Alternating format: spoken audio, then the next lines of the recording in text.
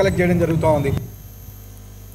కేంద్రం వ్యవసాయ రంగానికి జీఎస్టీ భారీగా తగ్గించడంతో పశ్చిమ గోదావరి జిల్లా పెనుమంట్ర మండలం ఆలమూరులో రైతులు ట్రాక్టర్లతో ర్యాలీ నిర్వహించారు. అనంతరం వ్యవసాయ పరికరాల స్టాల్ను ప్రారంభించారు.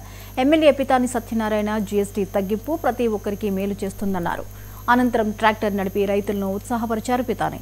జీఎస్టీ 2.0 సంస్కరణలు ప్రతి కుటుంబానికి అందేలా ప్రచారం నిర్వహించాలని జిల్లా కలెక్టర్ చదలవాడ నాగరాణి పిలుపునిచ్చారు.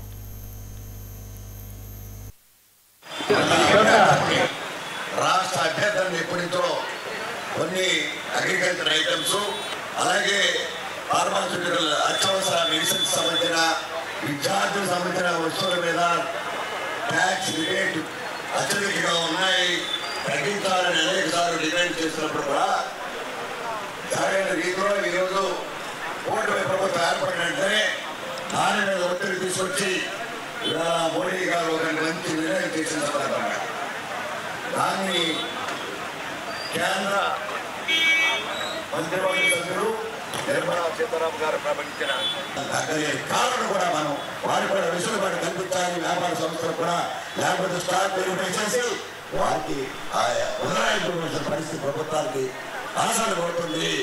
ఆ ట్యాక్స్ మళ్ళీ లెక్క వేయడం అనేది చేయబడుతుంది అని దృష్టి మాత్రమే చేస్తా ఉన్నాం. ఈరోజు ఈ కార్యక్రమంలో చాలా మంది ప్రధానమంత్రులు పాల్గొన్నారు.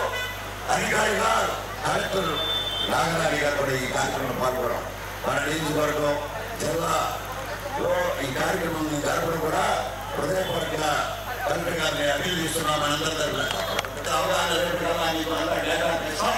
అది కూడా పేపర్లో ప్రకటించాలన్నమాట. కార్యకర్తలు కూడా గ్రామానికి తీసుకురావాలి ప్రత్యేకంగా కోరుకుంటూ